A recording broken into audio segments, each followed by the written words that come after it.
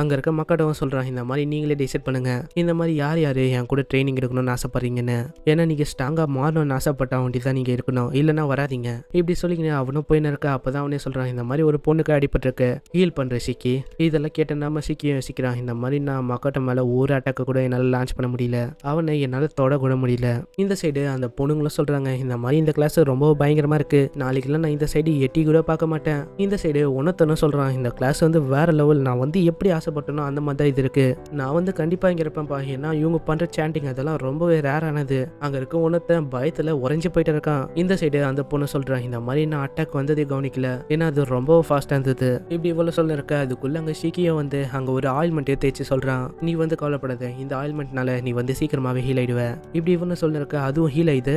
இதை பார்த்து அந்த பொண்ணுக்கு ரொம்ப ஷாக்கு, ஏன்னா இது அவ்வளவு சீக்கிரத்துல ஹீல் ஆகுது, அப்படின்னா இது விலை உயர்ந்ததா இருக்கும். அப்படிலாம் ஒண்ணும் இல்ல, நீ வந்து அதுக்கெல்லாம் கவலைப்படாத, இந்த மாதிரி எங்களோட கடையில இதெல்லாம் நிறையவே இருக்கு, எனக்கு தேவை உன்னோட சேஃப்டி, அதுவும் இல்லாம நீ நல்லா இருக்கணும், அதுவே எனக்கு போதும். இதெல்லாம் கேட்டக்கு அப்புறம் அந்த பொண்ணு இன்னமும் நம்ம சீக்கிய லவ் பண்ண ஆரம்பிச்சிடறா. இந்த சைடு அந்த பையனும் சொல்றான் இந்த மாதிரி பிரைட்டுக்கு தான் நான் நன்றி சொல்லணும், ஏன்னா மாஸ்டர் பிரைட் இல்லைன்னா நான் வந்து இங்க வந்திருக்க மாட்டேன். நெக்ஸ்ட் இல்ல இவங்களும் அங்க போயின்னு இருக்கும்போது நம்ம மக்காட்ட வாங்க சொல்றான் எனக்கு வந்து அடுத்த கிளாஸ் நினைச்சாதான் கொஞ்சம் பயமா இருக்கு, ஏன்னா இப்போ வந்து நடந்த விஷயத்த பார்த்தா அடுத்த கிளாஸ்ல பாதி பசங்க கூட வரமாட்டாங்க போல. ஆனா ஒண்ணு என்னோட எக்ஸ்பிரஷனை என்னால மாத்த முடியல, நான் வந்து டோமோய் மாதிரி மாறலாம்னு ஆசைப்பட்டேன், ஆனா என்னால மாற முடியாது போல. இந்த சைடு நம்ம டோமோய் இதை காட்டுறாங்க. அவளும் ஒரு பர்சனை பார்த்து கேட்கறான் நீ வந்து இங்க உட்காந்து இருக்கனா, அப்படின்னா உனக்கு இந்த பேட்டில பத்தி தெரியும்ல, இந்த பேட்டில் இங்க நடந்தனால தானே இந்த லேக் உருவாச்சு, இந்த லேக்கோட பேரு ஸ்டார் லேக். ஆமா நீ சொல்றது கரெக்ட் தான், இங்க வந்து என்ன நடந்ததுன்னா இந்த மாதிரி ஹியூமன்ஸுக்கும் டீமன்ஸுக்கும் போர் நடந்தது. எப்பயுமே காடஸ் வந்து ஹியூமன்ஸோட சைட்ல எப்பயுமே பிளெஸிங் வந்து அமைச்சுனே இருந்தாங்க. ஆனா இதனாலேயே என்னவோ தெரியல அங்க இருக்க ஹியூமன்ஸ் வந்து சில தப்பான விஷயத்தையும் பண்ண ஆரம்பிச்சாங்க. இதனால பனிஷ்மெண்டோட டியூட்டி வந்து காடஸ் கிட்ட இருந்து ஒரு டீமனுக்கு கிடைச்சது. அது வந்து ஒரு ப்ளூ ஹேர் இருக்க ஒரு டெவில் தான். அது வந்து அங்க நிறையவே அம்புகளை லான்ச் பண்ணிச்சு. இதனால இங்க ஒரு லேக்கும் உருவாச்சு. சரி அது இருக்கட்டும், இந்த மாதிரி நான் உன்னோட மெமரியை செக் பண்ணலாமா இப்படின்னு அவளோ மெமரியை செக் பண்ண அப்புறம் தான் அவளுக்கே புரியுது. அவளும் அங்க சிரிக்க ஆரம்பிக்கிறா. பார்த்தா எவ்வளவு நேரமா இந்த சம்பவம் நடந்ததுல இதெல்லாம் நம்ம மக்கட்டோட வேலை தான். அவளும் அங்க சிரிச்சுக்கினே சொல்றான் மாஸ்டர் வந்து என்னை எப்பயுமே என்டர்டைன்மெண்ட் பண்றாரு. நெக்ஸ்ட் சீன்ல நம்ம மக்கட்டோட தான் காட்டுறாங்க. அடுத்த நாள் கிளாஸ் வந்தது. அங்க பார்த்தா பாதிக்கு பாதி பேரை காணும். அங்க 5 பேர் தான் வந்திருக்காங்க. அங்க இருக்க ஒரு ஸ்டூடெண்ட் அவனை இன்ட்ரடியூஸ் பண்றான். இவனோட பேரு கேஸ்பர். இவன் வந்து சொல்ல போனா ரோஸ் கார்ட்ல தான் பிறந்திருக்கான். இவனோட 2 பேரண்ட்ஸும் கிளாரிக்கு. இவனோட கேட்ஸும் ரொம்பவே நல்லா இருக்கு. இன்னொரு ஸ்டூடெண்ட்டை காட்டுறாங்க. இவனோட பேரு டைனா சேவரஸ். இவனோட வயசு வந்து மக்கட்டோட வயசு அளவு தான் இருக்கும். இருந்தாலும் இவனுக்கு கல்யாணம் ஆயிடுச்சு. இன்னொரு பொண்ணு காட்டுறாங்க. இவளோட பேரு எபிலியா. இந்த பொண்ணை பார்க்கும்போது நம்ம மக்கட்டோக்கு வேற ஒரு பர்சனோட மெமரியும் வந்து லீனியா கிராஃப்டோட அரிஸ்டோகிராஃப்ட். அங்க இருக்க அவனோட பையன் அவனோட ஞாபகம் தான் இங்க வந்து இவனுக்கு. இதுக்கப்புறம் இன்னொரு பையனை காட்டுறாங்க. இவனோட பேரு இசமோ குசுகாபே. இவன் வந்து ஒரு மேஜா மானன்னு ஆசைப்படுறான். இவனோட பேரு சொல்ல போனா ஜாப்பனீஸ் மாதிரி இருக்கும். இன்னொருத்தனும் காட்டுறாங்க. இவனோட பேரு ஜின் ரோஹன். இவன் வந்து ஒரு ஸ்வாட்ச் மேனமானு ஆசை இவனுக்கு. அதுவும் இல்லாம இவன் ஒரு டாப் ஸ்டூடெண்ட். அங்க இருக்க இன்னொரு பையனும் கேட்கறான் ஆமா மக்கட்டோ உன்னால எதுக்கு பேச முடியல, அதாவது நீ வந்து எழுதி எதுக்கு பேசுற, அதாவது என்னால காமெண்ட் அதை வந்து என்னால பேச முடியாது.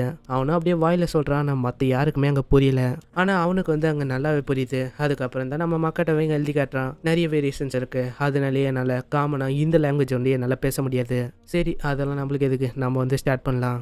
சரி மானா டிப்ளேஷன் அதுக்கான எஃபெக்ட் வந்து ஹியூமன் மேலே எப்படி படும் இதை கேட்டு அவனு சொல்கிறான். இந்த மாதிரி மானா வந்து நம்மளோட பாடியில் காலியானா மென்டலி அதுவும் இல்லாமல் ஃபிசிக்கலி நம்மளுக்கு வந்து கழிப்பு ஏற்படும். ஆனால் 20% வந்து காலியானா அவனால் அசைய முடியாது. அதுவும் ரொம்பவும் அதிகமாக காலியாச்சுன்னா அவ்வளோதான். இந்த மாதிரி அவனுக்கு வாந்தி வர மாதிரி கூட ஆகலாம். ஆனால் ஒரு பர்சனோட லிமிட்டை தாண்டி அது போச்சுன்னா அவ்வளோதான், அந்த பர்சன் இறக்கவும் வாய்ப்பு இருக்கு. நான் வந்து இதை எலிமெண்ட்ரி ஸ்கூலில் வந்து அப்போ படித்தேன். ஆமாம் இதை பற்றி நீங்கள் எதுக்கு கேட்குறீங்க, நான் வந்து சொல்ல போனால் உங்களை வச்சு காம்பேக்ட் பண்ணி உங்களோட லிமிட்டை வந்து நான் தெரிஞ்சுக்கணும்னு ஆசைப்பட்றேன். ஆனால் நீங்கள் கவலைப்பட தேவையில்ல, இந்த மாதிரி உங்களுக்கு அடிப்பட்டா நான் வந்து உங்களுக்கு ஹீல் பண்ணிடுறேன். ஏன்னா என்கிட்ட நிறையவே மெடிசன்லாம் இருக்கு. அதனால உங்களோட ஸ்டாமினாவும் ஃபிசிக்கல் ஹெல்த்தும் கம்மியாகாது. ஸோ உங்களோட முழு பவர்ஸோட நீங்க சண்டை போடுங்க. இதுக்கப்புறம் அங்க இருக்க பசங்களை காட்டுறாங்க. அவங்க வந்து சண்டை போட்டு அவங்களோட நிலைமையை அங்க மோசமாயிட்டு. ஏன்னா அவங்க நிறைய ஸ்பெல்ல வந்து அங்க யூஸ் பண்ணிருப்பாங்க. அங்க இருக்க இன்னொரு பொண்ணு இன்னும் அங்க சண்டை போட ட்ரை பண்றா. ஆனா அதுக்குள்ள நம்ம சீக்கியம் வந்து தடுக்கிறான். இந்த மாதிரி உன்னோட லிமிட் வந்து முடிஞ்சிச்சு, இதுக்கு மேல நீ சண்டை போட தேவையில்ல. இருந்தாலும் அவ கேட்காம அங்க சண்டை போடணும்னு சொல்றா. ஆனா அதுக்குள்ள அவளுக்கு அங்கேயே வாந்தி வர ஆரம்பிச்சது. இந்த சைடு அவனும் சொல்றான். இந்த மாதிரி உனக்கு நிறையவே பவர்ஸ் இருக்கு, இருந்தாலும் நீ வந்து எங்க மேல ஈஸியா போகிற. ஆனா அதுக்குள்ளேயே அங்க பக்கத்துல இருக்கவனும் அவனோட மன எல்லாத்தையும் அவன் மேல ஹீல் பண்ணிடுறான். இந்த மாதிரி என்னோட மன எல்லாமே காலி, இதுக்கு மேல நீ தான் பாத்துக்கணும் இப்படின்னு அவனும் விழுந்துடுறான். இதெல்லாம் பார்த்துன்னு இருக்க நம்ம மாக்காட்டவும் அவனை பாராட்டுறான். பரவாயில்ல நீ வந்து நல்ல ஸ்ட்ராட்டஜி தான் யூஸ் பண்ணிருக்க, இந்த மாதிரி உன்னோட மானவை அவனுக்கு கொடுத்துருக்க, இதுவும் ஒரு நல்ல ரீசன் தான். இதுக்கப்புறம் நம்ம ஜின்னு அங்க அட்டாக் பண்ணலான்னு அதுக்குள்ள நம்ம மாக்காட்டோ அங்க தள்ளி விட்டுறான் அவனை. நீ வந்து ரொம்பவே அவசரப்படுற, உன்னோட கத்தியை வச்சு நீ போட்டு தள்ளன்னு பாக்குற, நீ வந்து எவ்வளவு அவசரமா அதிகமாலாம் யாரு மேலேயும் அட்டாக் பண்ணக்கூடாது. இதுக்கப்புறம் அங்க இருக்க எல்லாருமே அங்க ரொம்ப டயர்டா இருக்காங்க. ஏன்னா அவங்களால நம்ம மக்காட்டவை அங்க டச் கூட பண்ண முடியல. இந்த சைடு அந்த பொண்ணு ரொம்ப சோகமா இருக்கா. ஏன்னா நம்ம ஷிக்கி வந்து இவ வாழ்ந்து இருக்கும்போது அவன் பார்த்துட்டான். நெக்ஸ்ட் சீன்ல இவனும் சொல்றான், இந்த மாதிரி நம்ம இந்த விஷயத்தெல்லாம் நம்ம ஸ்டெப் பை ஸ்டெப்பா பண்ணியிருந்தா நல்லா இருந்திருக்கும். ஆனா அதெல்லாம் மீனிங்லெஸ் தான். ஏன்னா உங்களோட லிமிட்டை வந்து நம்ம ஃபர்ஸ்ட் தெரிஞ்சுக்கணும். அதுக்கப்புறம் வேணா மற்ற விஷயத்தெல்லாம் நம்ம பண்ணலாம். இன்னைக்கு நீங்க விட்டதை நாளைக்கு வந்து பிடிக்க பாருங்க. அதை பிடிச்சக்கப்புறம் அதுக்கான ரிப்போர்ட்டும் எனக்கு வந்து சப்மிட் பண்ணுங்க. இதை கேட்டு அங்க இருக்க எல்லாருமே சொல்றாங்க, அப்போனா இன்னைக்கு நிறையவே வேலை இருக்குப்பா. இந்த சைடு நம்ம இலுன்னு அங்க இருக்க ஒருத்தனை தோக்கடிச்சிடறான். அப்பதான் அங்க இருக்க ஒரு பொண்ணு வந்து சொல்றா, நீ வந்து இப்போல்லாம் நல்லாவே ஸ்போர்ட்ஸ்மேன்ஷிப்பை பண்ற. இதை கேட்ட அவனுக்கு ஒரு விஷயம் ஞாபகத்து. இந்த மாதிரி ஒருத்தவங்க சொல்லியிருப்பாங்க, இந்த மாதிரி இந்த பொருள் இந்த இன்ஸ்டிடியூஷன்ல இந்த பொருளை வந்து டெவலப் பண்றாங்க. இதனால உன்னோட மேஜிக்கும் அதுவும் இல்லாம உன்னோட பிசிக்கல் ஸ்ட்ரென்த் இது எல்லாமே அதிகமாகும். இதெல்லாம் கேட்ட அவனும் அதை எடுத்துப்பான். இதுக்கப்புறம் அவனும் அங்க அதை பார்த்து இருக்கும்போது சைட்ல நம்ம மக்காட்டவும் போறான். இதை பார்த்து அவனுக்கும் ஷாக்கு. இன்னும் இவன் இங்க என்ன பண்றான்? இவன் இங்க ஒரு டீச்சரா என்ன?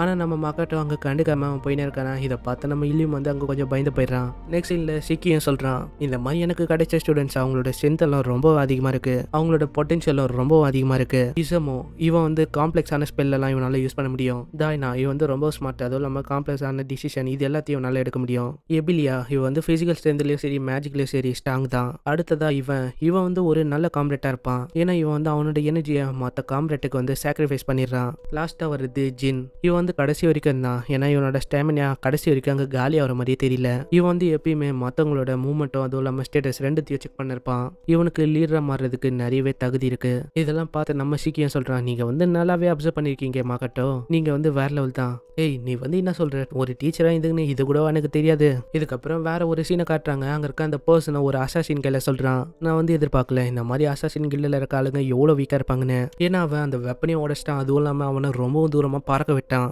இது கேட்ட அந்த அசாசினை சொல்றான், இந்த மாதிரி அந்த ஆளு அவன் வந்து ரொம்பவே ஸ்ட்ராங்கா இருந்தான். அவன் எவ்வளவு ஸ்ட்ராங்கா இருந்தானா டிராகனோட ரிவர் ஸ்டைல் அதால ஆன அந்த வெப்பனையும் உடைச்சிட்டான். ஏய் நீ வந்து இதுக்கெல்லாம் எக்ஸ்கியூஸ் வந்து கொடுக்காத. போ அந்த பார்ட் டைம் லெக்சரர் அவனை போட்டு தள்ளு, அதுதான் உன்னோட ஜாபு. இப்படி அவன் சொல்றதோட இங்க இந்த எபிசோட முடியுது.